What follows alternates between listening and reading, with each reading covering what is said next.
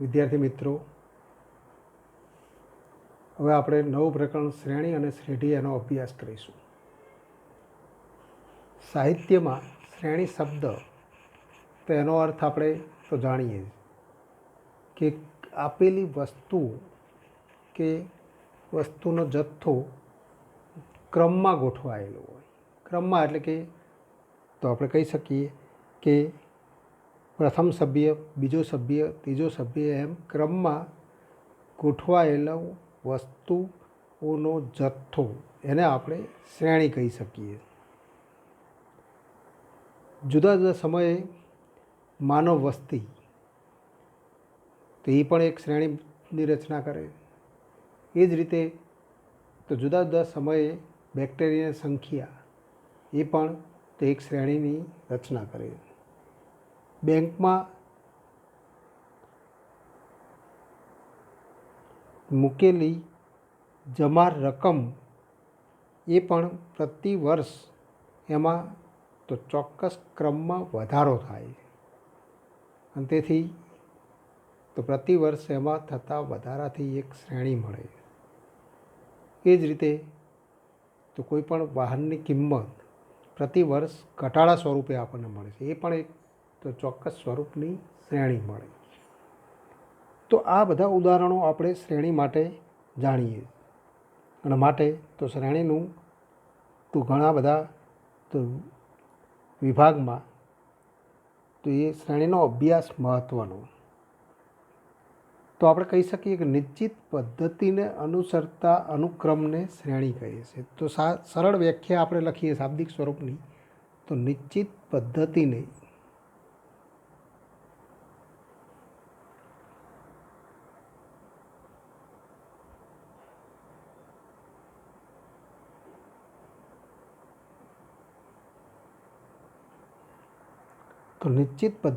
અનુસરતા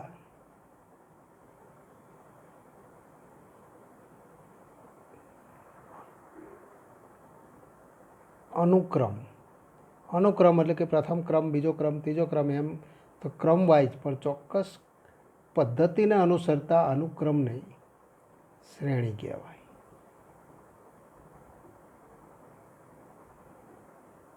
આ એની શાબ્દિક સ્વરૂપની તો વ્યાખ્યા તો માની શકાય. અગાઉના ધોરણમાં આપણે તો સમાંતર શ્રેણીનો અભ્યાસ કરી ગયા છે. હવે તો આ પ્રકરણમાં આપણે સમાંતર શ્રેણી તથા તેથી આગળનો અભ્યાસક્રમ એટલે કે શ્રેણી તો સમાંતર શ્રેણી તથા સમગુણોત્તર શ્રેણી એ ઉપરાંત તો સમાંતર મધ્યક, સમગુણોત્તર મધ્યક તેનો અભ્યાસ કરીશું. એ જ ઉપરાંત બે ભિન્ન સંખ્યાઓ વચ્ચે રહેલા n સમાંતર મધ્યક અને n સમગુણોત્તર મધ્યક એ ઉપરાંત તો ઘાત શ્રેઢી એટલે કે શ્રેણી ઉપરથી મળતી એક શ્રેણી એને આપણે શ્રેઢી કહી શકીએ. અને તો ઘાત શ્રેઢી એટલે કે તો પ્રથમ n પ્રાકૃતિક સંખ્યાઓના વર્ગનો સરવાળો, પ્રથમ n પ્રાકૃતિક સંખ્યાઓના ઘનનો સરવાળો તો એવા સરવાળા તો વિશે અભ્યાસ કરીશું. તો હવે ઉદાહરણ દ્વારા આપણે શ્રેણીનો અર્થ સમજીએ. આપણે માની લઈએ કે ઉદાહરણ આપણે એક પહેલું ઉદાહરણ લઈએ કે માની લઈએ કે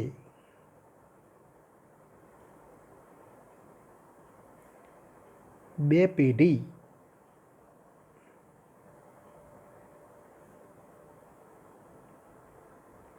વચ્ચેનું અંતર 30 વર્ષ.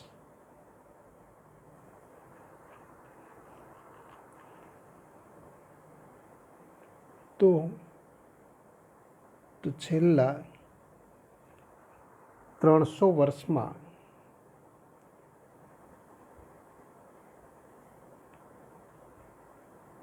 કેટલા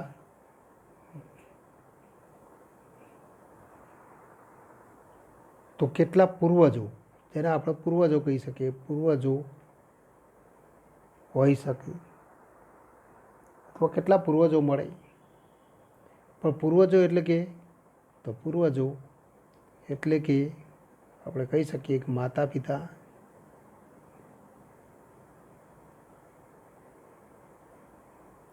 દાદા દાદી, વડદાદા, વડદાદી, આ પ્રમાણે તો કેટલા પૂર્વજો મળે અથવા હોઈ શકે? તો અહીંયા પૂર્વજોની સંખ્યા આપણે મેળવી. તો અહીંયા આપણે કહી શકીએ બે પેઢી વચ્ચેનું અંતર 30 વર્ષ, તો 300 વર્ષમાં, તો 300 વર્ષમાં કુલ તો 10 પેઢી મળે. આપણે કહી શકીએ 300 વર્ષમાં કુલ પેઢીની સંખ્યા અને ઇક્વલ ટુ 300/30 ઇક્વલ ટુ 10. તો 10 પેઢી અગાઉ, તો 10 પેઢીમાં આપણે પૂર્વજોની સંખ્યા મેળવી.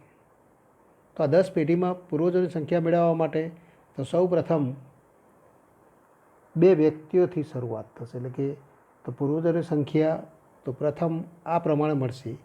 તો પૂર્વજોની સંખ્યા 10મી પેઢીએ, એટલે કે અહીંયા તો 10મી પેઢીએ તો 2 હશે.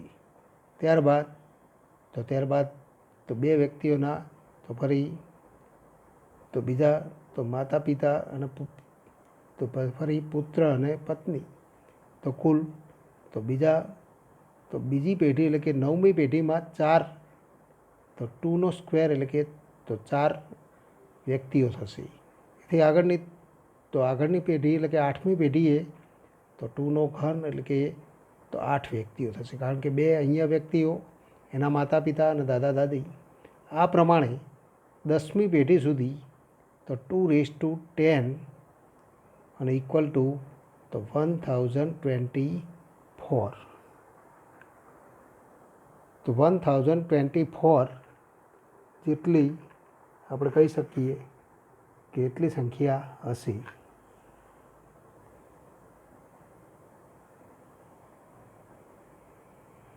પૂર્વજોની સંખ્યા હશે એમ આપણે કહી શકીએ. તો પૂર્વજોની સંખ્યા આટલી થાય અને આ શ્રેણી આપણને આ પ્રમાણે મળે. તો માટે મળતી શ્રેણી 2, 4, 8 અપ ટુ તો 1024 કુલ 30 પદો મળશે એમ આપણે કહી શકીએ. પ્રત્યેકને આપણે પદ કહીશું. હવે એ જ રીતે બીજું ઉદાહરણ જોઈએ કે 10ને 3 વડે ભાગતા.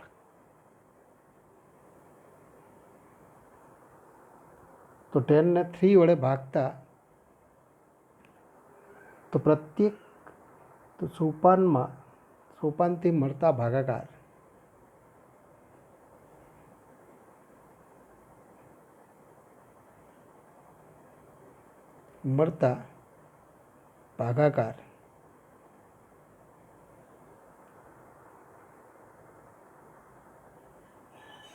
તેને આપણે તો મળતા ભાગાકાર એટલે કે ભાગફળ, મળતા ભાગફળ.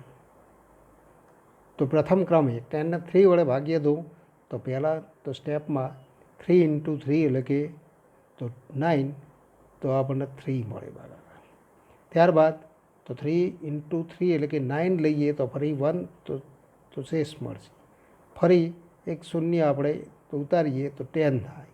ફરી 3ને 3 વડે ભાગીએ તો દશાંશ ચિહ્ન દાખલ થાય અને 3.3 મળે.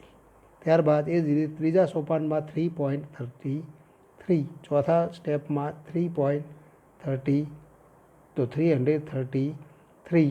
આ પ્રમાણે કેટલા પદો મળે?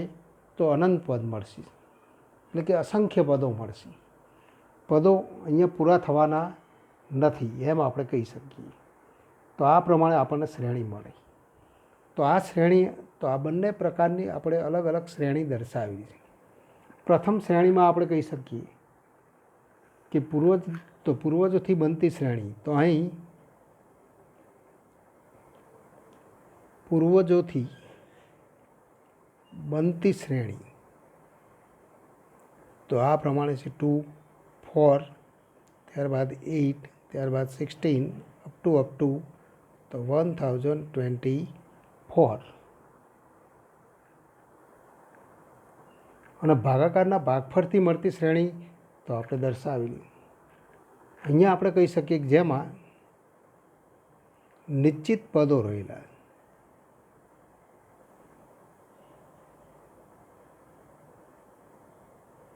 તો આપણે કહી શકીએ કે નિશ્ચિત પદો રહેલા છે માટે તો આવી શ્રેણીને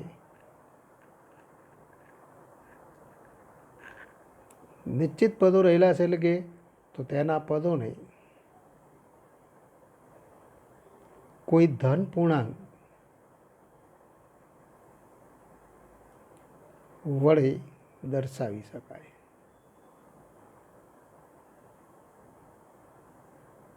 તો તેવી શ્રેણીને શાંત શ્રેણી કહેવાય.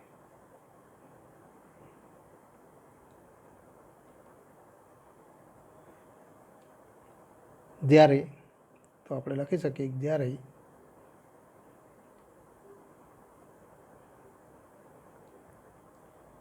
ભાગફળથી મળતી શ્રેણી,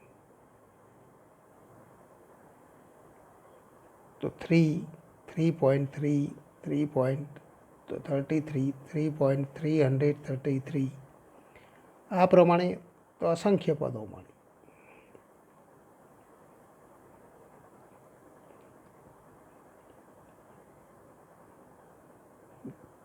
જેના પદોની સંખ્યાને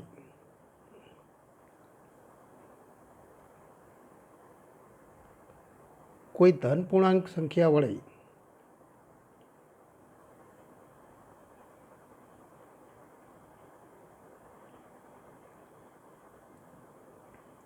દર્શાવી શકાય નહીં.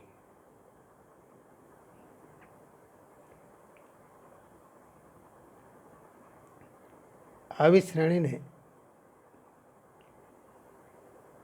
અનંત શ્રેણી કહેવાય.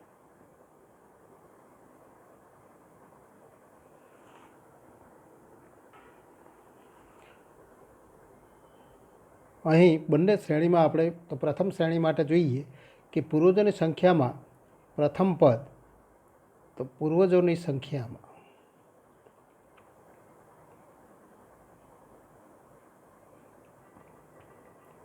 પ્રથમ પદ તો 2, જેને તો કોઈ સંકેત શ્રેણીના સંકેતને દર્શાવવા માટે તો આપણે સ્મોલ લેટર્સનો ઉપયોગ કરીએ છીએ. A1 A2 A3 અથવા B1 B2 B3 અથવા C1 C2 C3. તો પ્રથમ પદ 2 છે જેને A1 = 2 વડે દર્શાવાય.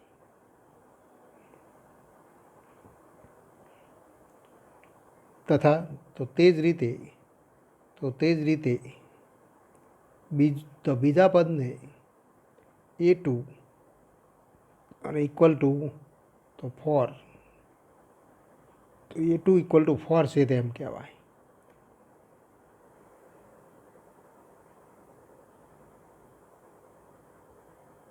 એનો અર્થ કે તો આમ વ્યાપક રીતે શ્રેણીને દર્શાવવા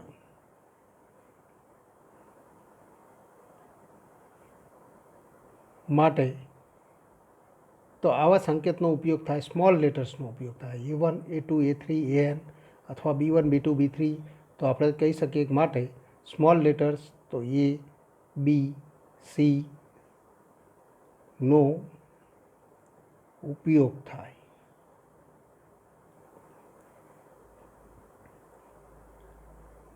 જેને તો પ્રેફિક્સ એટલે કે અનુક સાથે દર્શાવાય. એટલે કે આપણે કહી શકીએ AN વ્યાપક સ્વરૂપે AN વડે દર્શાવાય.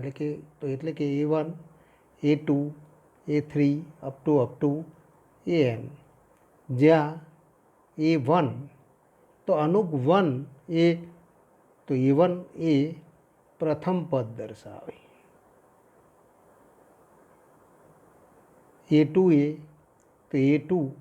એ દ્વિતીય પદ અથવા બીજું પદ દર્શાવે. આ જ રીતે વ્યાપકપણે આપણે કહી શકીએ AN એ nમું પદ,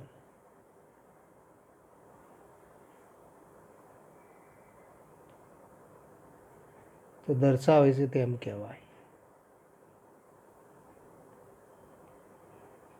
ક્યારેક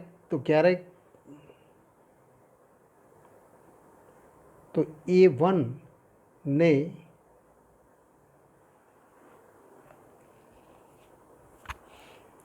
તો A(1) વડે પણ દર્શાવાય. A(1) વડે પણ દર્શાવાય.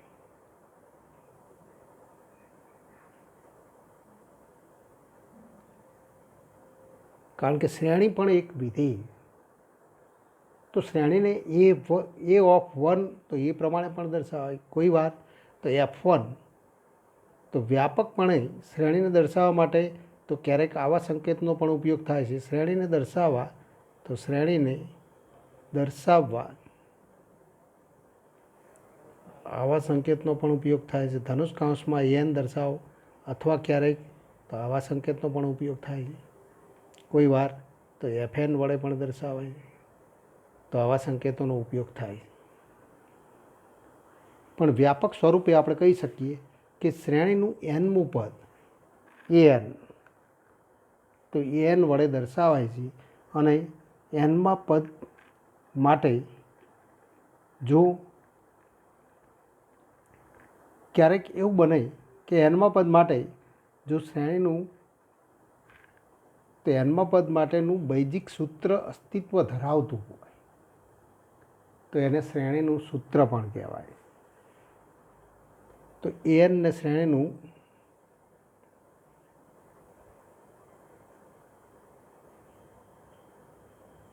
nમું પદ કહેવાય. તથા જો શ્રેણીના nમા પદ માટે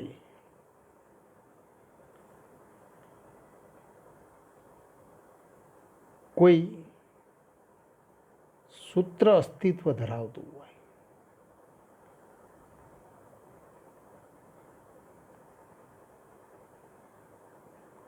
તો તેને શ્રેણીનું સૂત્ર પણ કહેવાય.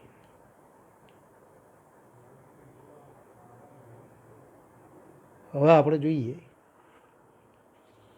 કે શ્રેણીનું સૂત્ર ક્યારે મળે, અથવા કોઈ પણ શ્રેણી માટે શ્રેણીનું સૂત્ર મળે તો મળે પણ ખરું, ન પણ મળે. પણ ઉદાહરણ તરીકે આપણે જોઈએ કે તો આપેલ શ્રેણી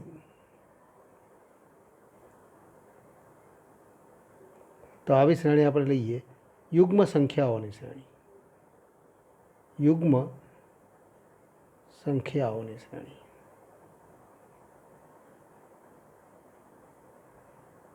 તો આ પ્રમાણે લખી શકાય 2, 4, 6, 8 અપ ટુ. તો અહીં આપણે જોઈ શકીએ છીએ કે અહીંયા શ્રેણીનો ક્રમ તો અહીં A1 = તો 2. તો અહીં A1 = 2 અને =2 × 1. તો એના તો પ્રેફિક્સ એટલે કે અનુક સાથે તો કોઈ સંબંધથી જોડાયેલું છે. A2 = તો 4 અને =2 × 2. વ્યાપકપણે આપણે કહી શકીએ A3 = તો 6 અને =2 × 3. અને વ્યાપકપણે આપણે કહી શકીએ માટે તો An = તો 2n, 2 × તો 2 × n અને =2n તો 2n મળે એમ કહી શકાય.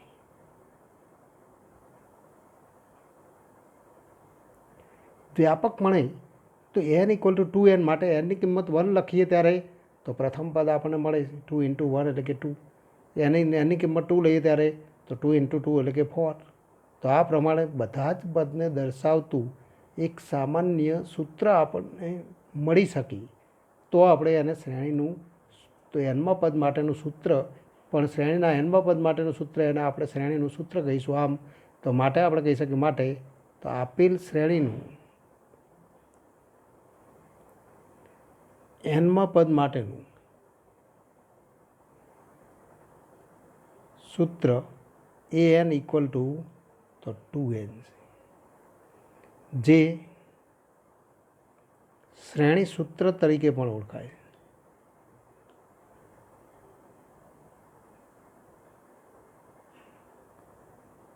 એટલે કે જો શ્રેણીનો એનમાં પદ માટેનું સૂત્ર અસ્તિત્વ ધરાવતું હોય તો એને આપણે શ્રેણી સૂત્ર તરીકે તો ઓળખી શકીએ. એ જ રીતે જો આપેલ શ્રેણી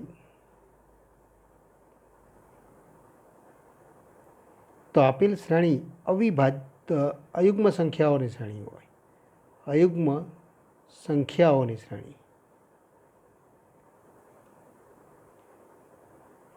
એટલે કે તો 1, 3, 5, 7 તો આ પ્રમાણે તો આપણને મળે. તો અહીં આપણે કહી શકીએ કે અહીં તો an ઇક્વલ ટુ તો 2n -1 થાય, કારણ કે અયુગ્મ સંખ્યાને દર્શાવતું સૂત્ર 2n - 1 છે. એનની કિંમત 1 લખીએ તો 2 - 1 એટલે કે 1, એનની કિંમત 2 લખીએ તો 4 - 1 એટલે કે 3, તો બીજું પદ મળે. એનની કિંમત 3 લઈએ ત્યારે આ શ્રેણીનું ત્રીજું પદ મળે. અને માટે વ્યાપકપણે આપણે કહી શકીએ કે આ શ્રેણીનું તો અહીં n ઇક્વલ ટુ 2n - 1 એ અયુગ્મ સંખ્યાઓની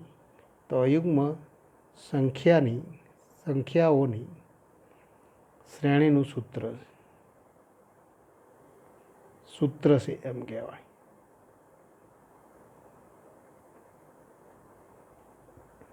પણ વ્યાપકપણે કોઈ પણ શ્રેણી આપણને આપેલી હોય તો શ્રેણી માટે શ્રેણી સૂત્ર તો મળે જ એ જરૂરી છે. તો મળે પણ ખરું, ન પણ મળે. એનો અર્થ કે તો દરેક શ્રેણી માટે એનું સૂત્ર અનન્ય રીતે વ્યાખ્યાયિત કરી શકાય એ જરૂરી નથી, અથવા કેટલાક પદોને આધારે શ્રેણીનું સૂત્ર આપણે મેળવી શકીએ એમ કહી શકીએ. ને અહીંયા તો આપણે 4 સંખ્યાઓ મેળવેલી હતી તો એના આધારે શ્રેણીનું સૂત્ર મેળવેલું છે, પણ તો પદોને આધારે અનન્યપણે એનું સૂત્ર નક્કી કરી શકાય નહીં. એ ઉપરાંત શ્રેણી માટે તો દરેક શ્રેણીને શ્રેણી સૂત્ર હોય એ પણ જરૂરી નથી.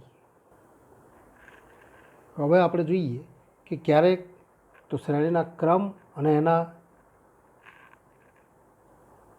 ઘટકો વચ્ચે સરળતાથી સમજી ન શકીએ એવું પણ તો શ્રેણીનું સ્વરૂપ હોઈ શકે.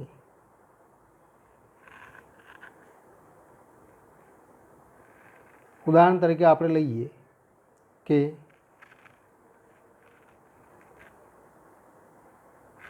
તો શ્રેણી 1, 1, 2, 3, 5, 8 to up to. તો અહીં આપણે જોઈ શકીએ છીએ કે પ્રથમ તો અહીં a1 equal to 1, a2 equal to પણ 1, પણ a3 ઇક્વલ ટુ તો આ પ્રથમ બે પદોનો સરવાળાથી તો એ પદ મળે. તો a3 ઇક્વલ ટુ 2 અને equal to a1 plus a2. એ જ રીતે a4 equal to a2 plus a3 એટલે કે 1 પ્લસ તો 2 અને ઇક્વલ ટુ 3.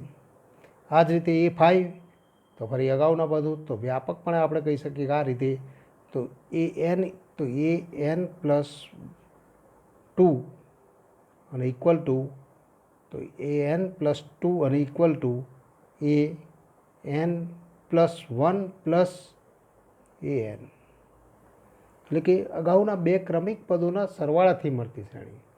તો આવા સૂત્રને આવૃત સૂત્ર કહેવાય.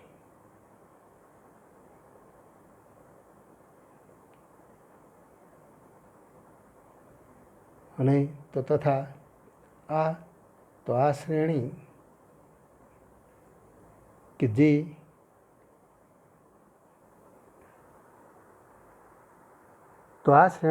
જે ફિબોનાકી શ્રેણી તરીકે ઓળખાય. ફિબોનાકી નામના ગણિતશાસ્ત્રીએ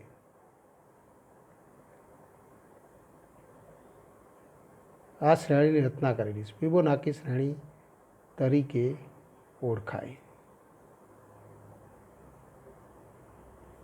જેનું સૂત્ર આ પ્રમાણે લખાય. તો જેનું સૂત્ર a1 equal to 1, a2 equal to 2 તથા એન ઇક્વલ ટુ, તો વ્યાપકપણે એન સ્વરૂપે સૂત્ર લખવું હોય તો એન ઇક્વલ ટુ, તો A N -1 plus A N -2, N તો ગ્રેટર ધેન ઇક્વલ ટુ 3 અથવા એન ગ્રેટર ધેન તો 2.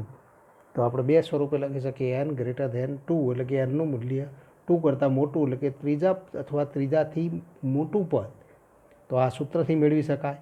પ્રથમ બે પદ તો આપણને આપેલા છે, પણ એનની કિંમત 2 કરતાં મોટી હોય એટલે કે તો એની કિંમત 3થી શરૂઆત થાય ત્યારે આ સૂત્રનો ઉપયોગ કરવાનો છે. તો એ આવૃત સ્વરૂપે તો આપણને સૂત્ર મળે છે. માટે તો આ ફિબોનાકી શ્રેણી છે, જે તો જેનું સૂત્ર એટલે કે કેટલીક શ્રેણીઓના સૂત્ર તો આવા સ્વરૂપે પણ મળે. એ ઉપરાંત તો હવે આપણે જોઈએ કે અવિભાજ્ય સંખ્યાઓની શ્રેણી.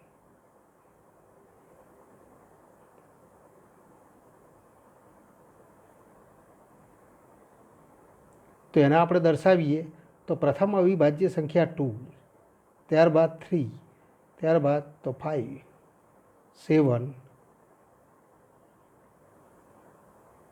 11, 13 આ પ્રમાણે તો આપણને શ્રેણી મળે. તો આ શ્રેણી મળે, પરંતુ આ શ્રેણીનું કોઈ વ્યાપક સૂત્ર ન મળે, એટલે કે એનમાં પદ માટેનું કોઈ ચોક્કસ સૂત્ર મળી શકે નહીં. ક્રમ સાથે કોઈ સંબંધ ધરાવતું નથી. એટલે કે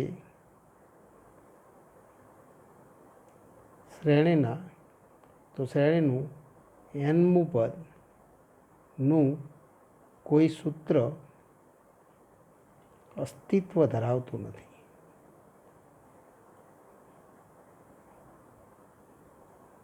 પણ અવિભાજ્ય સંખ્યાઓના તો ગુણધર્મથી આપણે ક્રમિક રીતે તો પદો મેળવી શકીએ, પણ એને તો ચોક્કસ સ્વરૂપે તો એ સૂત્રથી આપણે તો એનમું પદ મેળવી શકતા નથી.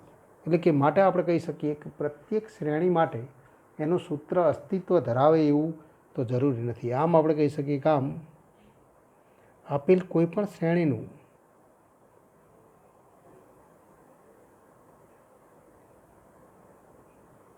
શ્રેણી માટે શ્રેણી સૂત્ર મળે જ એમ કહી શકાય નહીં.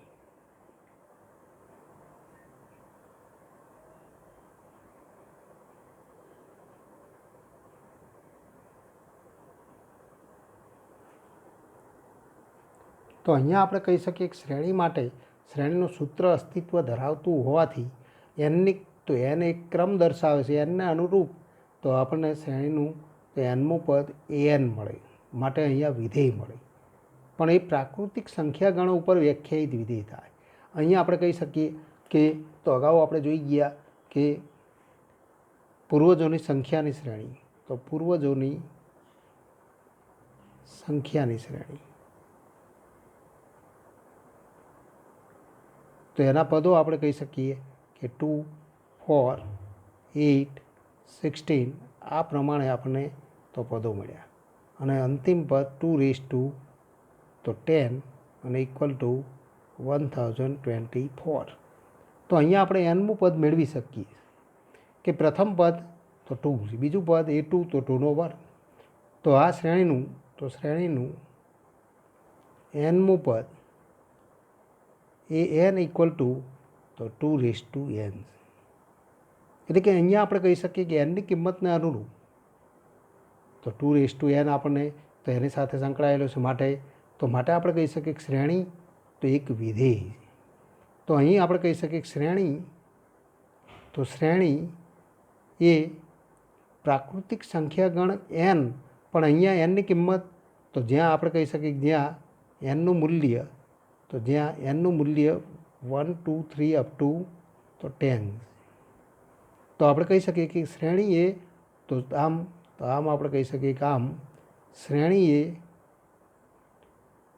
તો વિધેય. તો કયું વિધેય છે? કયા ગણથી કયા ગણ ઉપરનું? તો એનથી આરનું વિધેય છે એમ આપણે કહી શકીએ. અથવા એવું વિધેય એનો સહપ્રદેશ ગણ ગમે તે હોઈ શકે, કેમ કે એના ઘટકો માત્ર સંખ્યાઓ જ હોય એવું જરૂરી નથી, એ વસ્તુઓ પણ હોઈ શકે. અને માટે આપણે કહી શકીએ કે માટે તો શ્રેણી એ વિધેય છે તથા તેનો પ્રદેશ ગણ એન અથવા પ્રાકૃતિક સંખ્યા ગણ એન અથવા એનનો તો કોઈ ઉપગણ પણ કયા સ્વરૂપનો, તો અથવા 1 2 3 અપ ટુ એન, તો જ્યાં એન બિલોંગ્સ ટુ એન, તો પ્રદેશ ગણ એન અથવા તો આવો ગણ મળે, તો જ્યાં એન બિલોંગ્સ ટુ એન તો હોઈ શકે. અને માટે આપણે કહી શકીએ માટે શ્રેણી લખી શકીએ શ્રેણી એન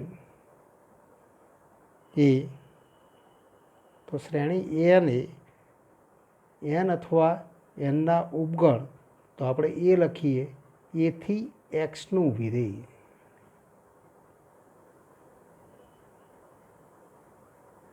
જ્યાં એ ઇક્વલ ટુ તો એન અથવા 1 2 3 અપ ટુ તો એન બિલોંગ્સ ટુ એન. આમ તો શ્રેણીની તો વ્યાખ્યા પણ આપણે લખી શકીએ કે તો શ્રેણી માટે આપણે લખી શકીએ કે એનો પ્રદેશ ગણ, તો જેનો પ્રદેશ ગણ, તો જે વિધેયનો પ્રદેશ ગણ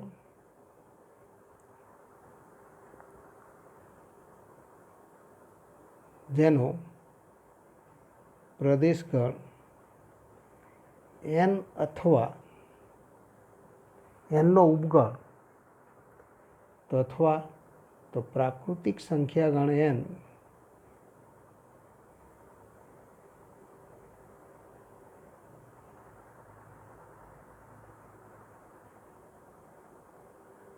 કોઈ ઉપગણ 1 2 3 અપ ટુ એન હોય,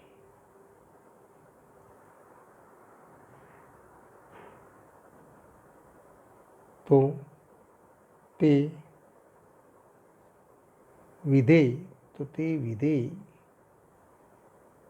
શ્રેણી દર્શાવે, તો અથવા શ્રેણી કહેવાય.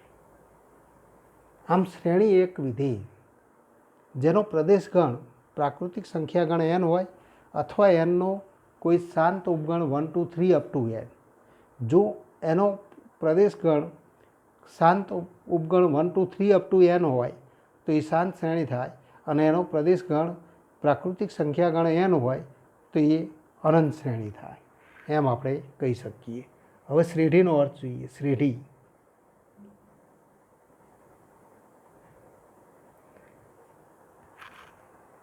તો શ્રેઢી માટે આપણે ઉદાહરણ જોઈએ કે કોઈ શ્રેણી આપણને આપેલ શ્રેણી, તો આવી કોઈ શ્રેણી આપણને આપેલી, દાખલા તરીકે 2, હમણાં આપણે જોઈ ગયા યુગ્મ સંખ્યાઓની શ્રેણી 2 4 6 8 10 અપ ટુ, તો આવી કોઈ શ્રેણી આપણને આપેલી, તો આપેલ શ્રેણીના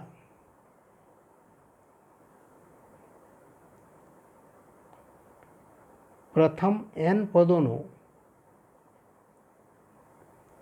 n પદોના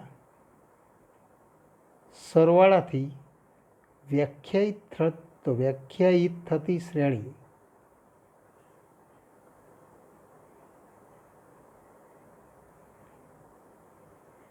ને આપેલ શ્રેણીને સંબંધિત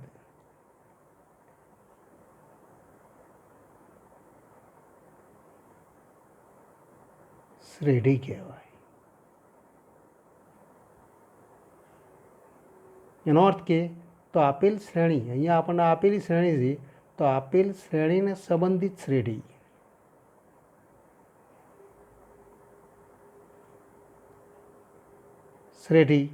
તો એનું પ્રથમ પદ આપણે લખીએ, તો આપેલી શ્રેણીને આપણે A1 A2 A3 એ પ્રમાણે દર્શાવીએ A1 A2 આ A3 આ A4 આ A5 અપ ટુ તો આપેલ શ્રેણી તો એને સંબંધિત શ્રેઢી એને મોટે ભાગે આપણે S1 S2 S3 Sn વડે દર્શાવી તો S1 S2 S3 એ પ્રમાણે આપણે લખી શકીએ. પણ આપેલી શ્રેણીના પ્રથમ n પદોનો સરવાળો તો S1 ઇક્વલ ટુ તો A1 તો S1 ઇક્વલ ટુ A1 એટલે કે તો 2 તો આપણે લખી શકીએ કે શ્રેણીને સંબંધિત શ્રેઢી Sn હોય તો આપણે કહી શકીએ S1 ઇક્વલ ટુ તો S1 equal to A1 S2 equal to A1 plus A2 S3 equal to તો A1 પ્લસ A2 પ્લસ તો A3 આ પ્રમાણે વ્યાપક સ્વરૂપે આપણે લખી શકીએ કે Sn nમું પદ કયું થાય તો A1 plus A2 plus A3 plus up to તો plus up to plus An મૂળ શ્રેણીના પ્રથમ n પદોનો સરવાળો તો એ આપેલ શ્રેણીને સંબંધિત શ્રેઢીનું nમું પદ કહી શકાય. તો માટે આપણે કહી શકીએ કે અહીં S1 ઇક્વલ ટુ તો પ્રથમ પદ 2 S2 ઇક્વલ ટુ તો A1 પ્લસ A2 અને ઇક્વલ ટુ 2 પ્લસ 4 અને equal to 6 S3 equal to તો A1 plus A2 plus A3 અને ઇક્વલ ટુ તો અહીંયા 6 પ્લસ 6 એટલે કે તો 12 આ જ રીતે S4 અને equal to A1 plus A2 plus તો A3 પ્લસ A4 અને ઇક્વલ ટુ તો 12 પ્લસ 8 અને ઇક્વલ ટુ 20 તો આ પ્રમાણે S5 ઇક્વલ ટુ તો A1 plus A2 plus A3 plus A4 plus A5 અને ઇક્વલ ટુ તો 30 કારણ કે 20 પ્લસ 10 એટલે કે 30 તો આ પ્રમાણે તો આપણને શ્રેઢી મળે તો શ્રેઢી પણ મૂળભૂત રીતે શ્રેણી જ છે પણ કોઈ આપેલી શ્રેણી ઉપરથી વ્યાખ્યાયિત થતી શ્રેણી અને એના પદ આપણે લખી શકીએ પ્રથમ પદ કયું થાય તો 2 બીજું પદ S2 તો એને S1 વડે તો દર્શાવે છે S2 તો 6 S3 તો 12 S4 તો S4 એટલે કે 20 તો S4 મળે આ પ્રમાણે S5 તો 30 આ પ્રમાણે આપણે તો શ્રેઢી મેળવી શકીએ છીએ. તો શ્રેણી ઉપરથી એક બીજી શ્રેણી વ્યાખ્યાયિત કરી શકાય અને એ શ્રેણીના n પદોના સરવાળાથી વ્યાખ્યાયિત થાય અને માટે તો Sn માટે તો આપણે સૂત્ર લખી શકીએ પ્રથમ આપેલી શ્રેણીના પ્રથમ n પદોના સરવાળાથી વ્યાખ્યાયિત થતી શ્રેણી તો એને સંબંધિત શ્રેઢી કહેવાય.